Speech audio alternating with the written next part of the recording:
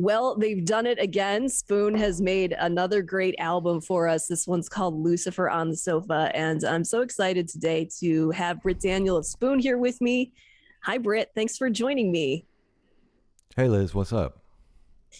Well, I'm wondering about this new album because I've been listening to it, and I know you guys went through a bit of a process in getting this record out, just like so many bands right now.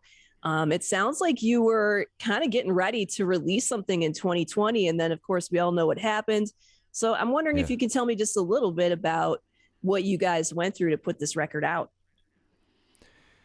Well, yeah, it was a long journey. It was a lot longer than we would have liked, and we ended up putting a greatest hits record out that's kind of slowed us down a bit. And then we did this as we were about to start working on the record in earnest. Then we got offered this Beck tour that was lasted the entire summer, Beck and Cage the Elephant, and uh, then we finally we did all. I moved back to Austin. My bandmate Alex moved to Austin for the first time, and we got 4 months or so of work done that way. And then, yeah, for some reason we weren't able to see each other for a while.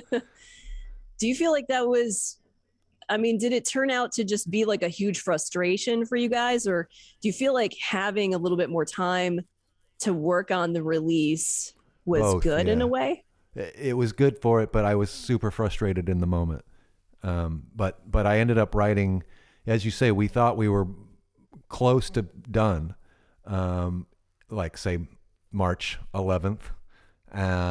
We thought we were close to done with the record, and then couldn't get together for a while. I ended up writing a lot of songs. That's the thing that kind of kept me sane, was to get lost in writing a song. And then we had all these new ones that I was just like, these have got to go on the record. These are better than some of these other ones. So we're a long way off now from being finished, because we got to get together and do these ones. Yeah. Are you guys pretty picky about what songs end up on the record? Because I mean, if you look back through Spoon's discography, you'll have 10 or 11 songs on the record. These aren't like Very, huge sprawling albums. yeah, very, very picky. A lot of them get left behind, and we worked on. I counted it out at one point, and it's something like 42 songs that I had come up with to various degrees for this record. And some of them we finished, that will come out eventually. Some of them we finished, and I never want to hear them again. And a lot of them we just didn't finish. Yeah. Well, I think the record sounds great. There's a lot of really cool stuff on this album. And, for people who are fans of this band, like I am, I'm just really excited for everybody to hear it, because I think that there's really like a strong Spoon sound to it, whatever that means. And I think you talked a little bit about, making more of a straight ahead rock record with this. I don't know if that's how it ended up coming out in your mind or not. Yeah, I think we stuck to that blueprint pretty well. There's one song on the record, the last song, Lucifer on the Sofa, that we made it in a different way, and you can tell it sounds different. But I thought about not putting it on the record, because I was really struggling with, like, hey, this is our idea was, this is the sound of a band in a room kind of record, like shooting to be a great rock and roll record. And this one that we made was way more produced and has horns on it and has a totally different sound. The way that we figured it out, we figured we could kind of cheat by putting it last, because we did want it. It's a song, yeah, it's a song that was very timely. Yeah. And I did want it to go on the record. So And it's that the title song track too.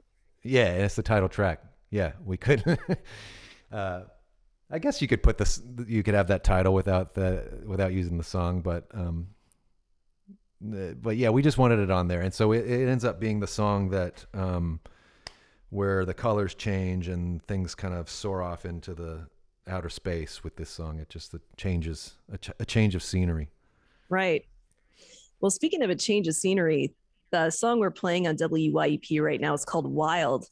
And I think my interpretation of it is that it's about wanderlust, or it's about maybe even about touring and traveling. And I don't know if that's the correct interpretation or not, but it just gives me that feeling of like wanting to sort of break out of the situation that we're in and see the world. Yeah. Something about living a regimented life that's kind of done by the books, and you know exactly what's coming next, and kind of longing for that world where there's more surprises and adventure. That's what the song's about. Yeah. You co-wrote it with Jack Antonoff, is that right? Right. Yeah. How did that come together? Well, I don't, it happened a long time ago. 2015, I was with, some people that I work with, biz people were like, why don't you try writing songs with some people? Like, co-writers, kind of the people that do this professionally. And it's not something I'd done before. In fact, I almost always just write alone, but sometimes I've gotten to where I write more with my bandmates.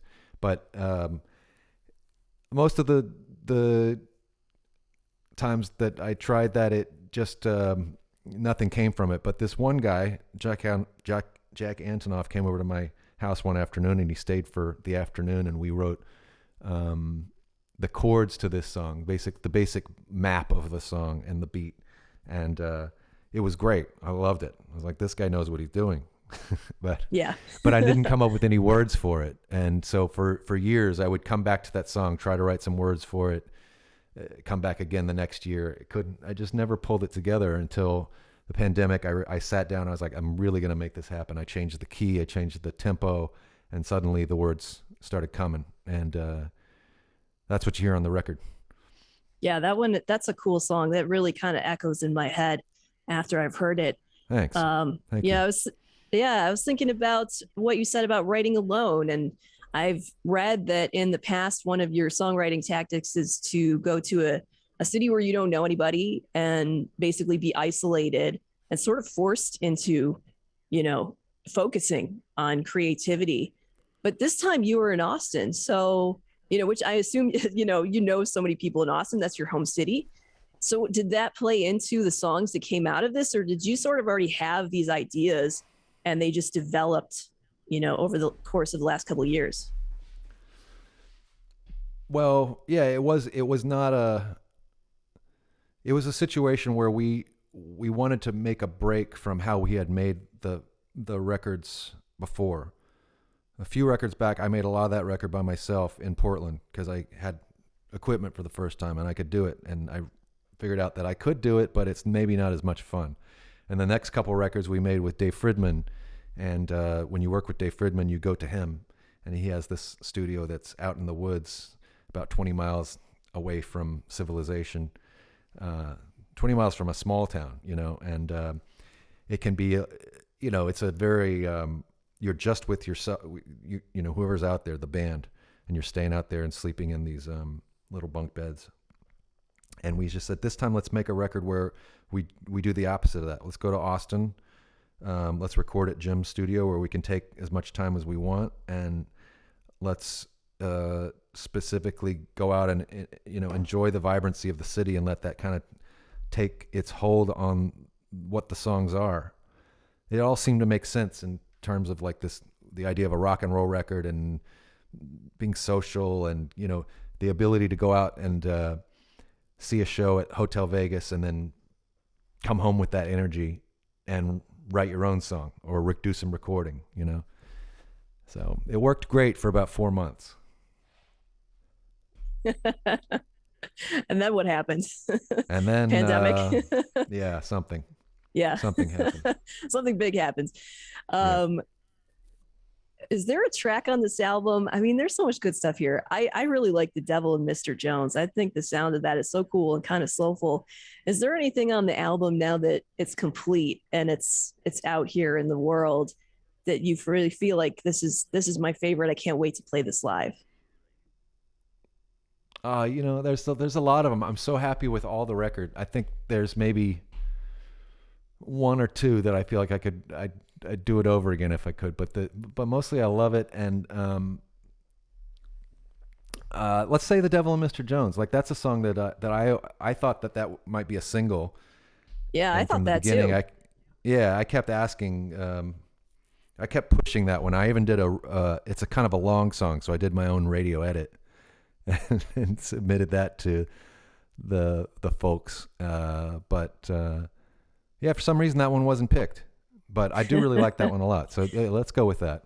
Yeah, well, maybe you'll have to get to that as a single, but I also have to say, like, the hardest cut is, I can understand why that was chosen. It's such an obvious, like, straight up rock and roll song. It's got this great riff, you know, that you almost feel like, oh, it's a little too crunchy or something, but it just sounds so good on the air. Yeah, thanks. Yeah, that one ended up good, you know. Yeah. Once we had that riff, it kind of came together. And there's also a great song on this album about the radio, which is called On the Radio.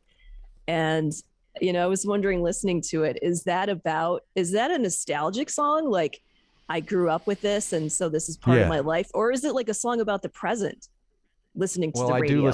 I listen to the radio a lot, and I keep a radio on, and there's one room in my house where the radio is always on. It makes me feel good, and it makes me feel like there's a party going on in the house, you know, like it's warm and there's life in it, you know.